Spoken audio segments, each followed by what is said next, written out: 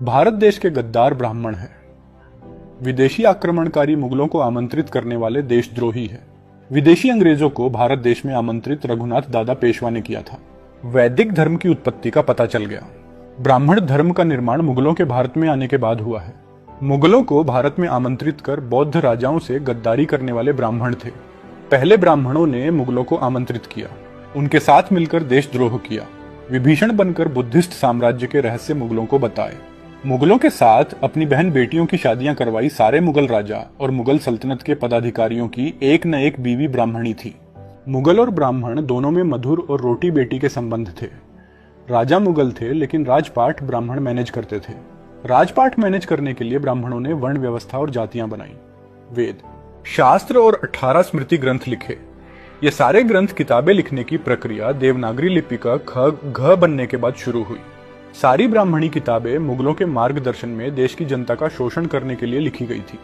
इसीलिए ब्राह्मणों को भारत की किसी भी प्राचीन भाषा का ज्ञान नहीं था। कोई भी सम्राट अशोक के समय का शिलालेख ये नहीं पढ़ पाए। ब्राह्मणों ने मुगलों के साथ मिलकर बुद्धिस्ट साधुओं का नरसंहार किया, उनके मंदिर विहार तोड़े, उन पे कब्जा किया, बौद्ध विहारों को वेश्यालय बना दिया।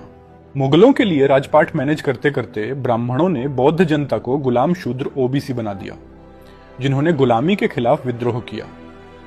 उनको अछूत एससी बनाया। बौद्ध योद्धाओं को जंगलों में खदेड़ दिया। फिर मुगलों की चापलूसी करने के लिए अल्लाह उपनिषद लिखा। अकबर को ब्राह्मण घोषित किया। इस्लाम में से निराकार ईश्वर की संकल्पना उठाई और अनेक ग्रंथों की रचना की। समय के साथ साथ 600 बुद्धिस्ट जातक कथाओं की कॉपी करके देवी देवताओं की पौराणिक कथाएं लिखी। टोटल 18 पुराण लिखे। इन जातक कथाओं में से दशरथ जातक कथा की कॉपी पेस्ट कर वाल्मीकि रामायण लिखी। ततोस जातक कथाओं की कॉपी करके महाभारत लिखी। देवी देवताओं का पाखंड रच दिया। जिन बौद्ध विहारों पर कब्जा कर वैश्यालय बनाया था, उन्हें मंदिर में तब्दील कर दिया। उन मंदिरों के अंदर स्थित बुद्ध मूर्ति का मेकअप कर देवी देवता बनाने की प्रक्रिया शुरू हुई। मुगलों के निर्देश पर राजपाट चलाने वाले ब्राह्मणों ने एससी, एसटी, ओबीसी, एनटी से शिक्षा का अधिकार छीन लिया था। सिर्फ उनके काम के अनुसार शिक्षाएं देते थे। इसलिए ये सांस्कृतिक परिवर्तन करने में ब्राह्मण सफल हुए। मुगलों के समय से एससी, एसटी, ओबीसी, एनटी, क्षत्रिय, वैश्य से शिक्षा का अधिकार छीन लिया गया था। इसी अज्ञान के युग में देवनागरी लिपि बनी और सारे ग्रंथ लिखे गए। इसी समय ब्राह्मण धर्म का निर्माण हुआ।